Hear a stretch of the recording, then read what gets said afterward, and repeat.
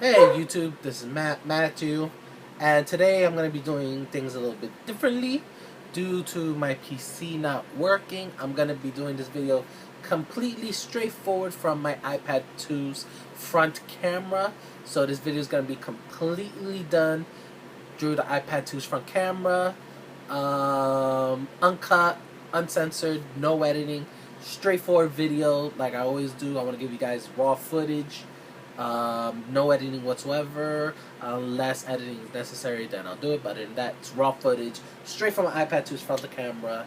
So let's get started. I was looking through the TV schedule for this fall season. As I'm a big TV buff, CW. I watch theater shows, Arrow, the original, The Vampire Diaries. I love those shows, great shows, off shows. You guys should check them out. But I was going through the fall schedule and I saw Fox has gave the green light for a first season, and the show is called Gotham. Now, I did some digging and I found a YouTube trailer of it.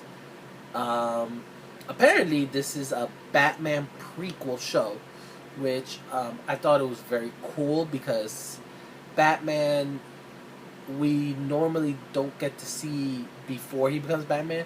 We always see after he becomes Batman. Batman Year One. If you guys are familiar with comic books and the animated film that they did, Batman Year One focuses on Batman's first year.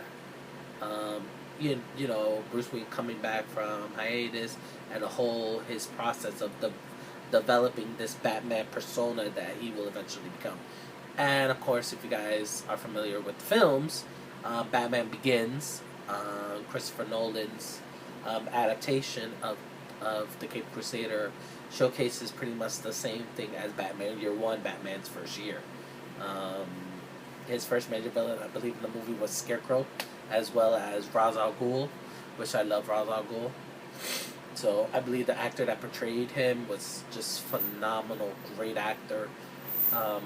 If you guys haven't seen Christopher Nolan's adaptations, Batman Begins, The Dark Knight, and The Dark Knight Rises, I highly recommend them, as well as the original Tim Burton films, Batman and Batman Returns. Batman Forever, Batman Robin, they're good films, but I don't really like them too much. I like the first two better. But moving on. Sorry guys, I'm having a little bit of allergy problems, but moving on.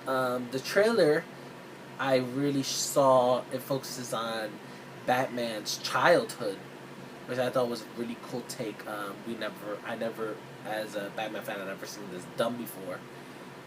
Batman been around since the early 1940s, so we're talking about a good 40, 50, 60, 70, 80, 90, talking about a good 70 plus years of Batman, and I don't think anybody has ever tried to showcase Batman's childhood.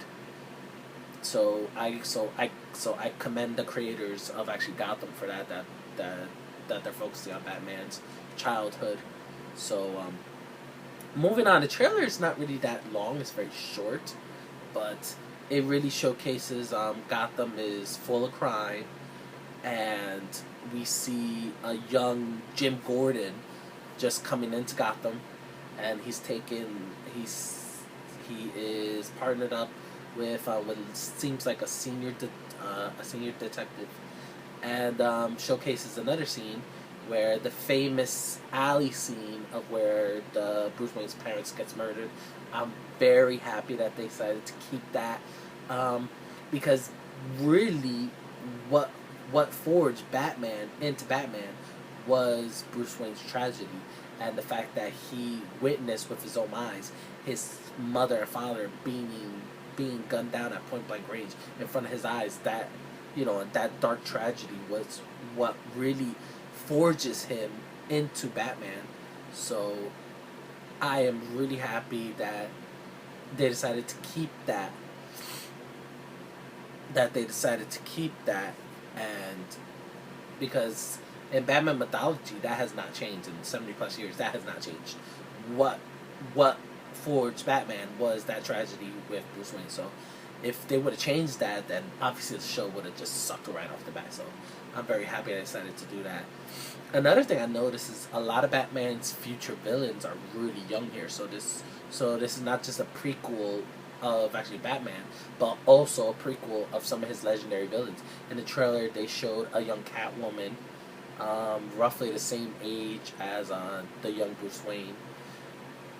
We see a young Poison Ivy, which is also a roughly the same age as actually the young Bruce Wayne Catwoman. We also see a young Penguin.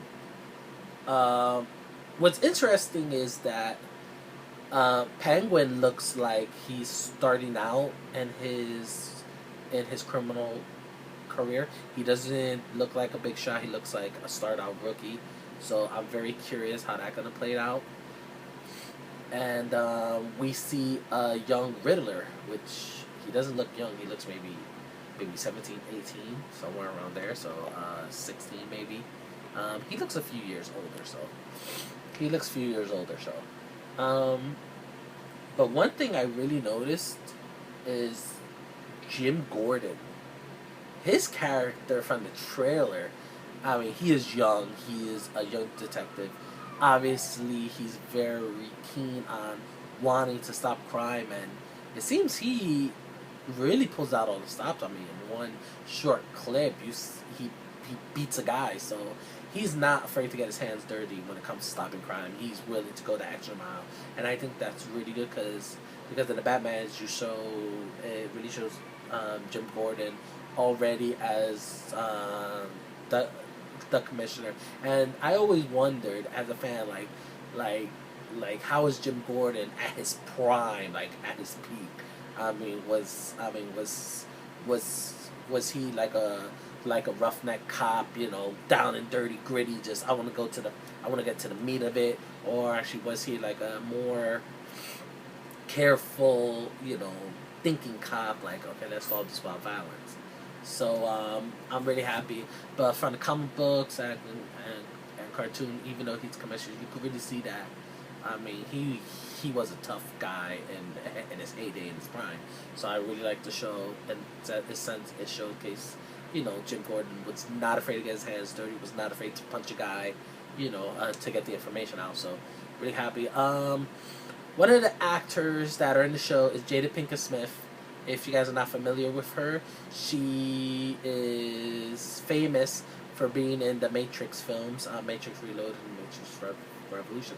And her character is a character I've never seen before, so I'm guessing it's an original character made just for the TV show, which is perfectly fine. It's perfectly fine, in my opinion, as long as they don't mess with the core Batman mythology. I'm pretty fine, because villains, you can pretty much mess with villains, and actually the Batman mythology, they have done it before, and the animated series, the animated series with Batman the animated series, they actually created Harley Quinn, which was just for the animation show, because they felt that the Joker needed a henchman, so they decided to flip the script and they made a henchwoman, and they made Harley Quinn. And she became so popular that they actually brought her into the core Batman mythology and actually made her part of the mythology itself. And she even got her own comic book series out of it. So there's upsides. And of course, the Batman, I believe that was like in 2004 or 2005, the CW's animation of actually Batman. They added like actually one or two villains that wasn't really like there before. So adding villains, I mean, it's cool because it doesn't mess with the core Batman mythology. So I'm really happy. But her character looks like she is the top crime boss. So and I believe I was reading a quick thing, and I believe the Penguin works for her. So I mean, it could really showcase how he started to get up that criminal ladder. Because if you guys are familiar with us on the Batman mythology, is the Penguin has a nightclub, which is a front for actually his criminal activity, and nothing goes without his knowledge and going to a nightclub. So I believe that's where they're going for, where he got the idea for having like the nightclub front was from this character that they're gonna introduce in the series, which is Jada Pinkett Smith character. So either maybe throughout the series, maybe he comes up with a plan to like take her out and take over the organization. That's a big possibility. I don't know. It's just speculation, but overall it looks good. Um, One thing I want to showcase, guys, is this show looks very psychological.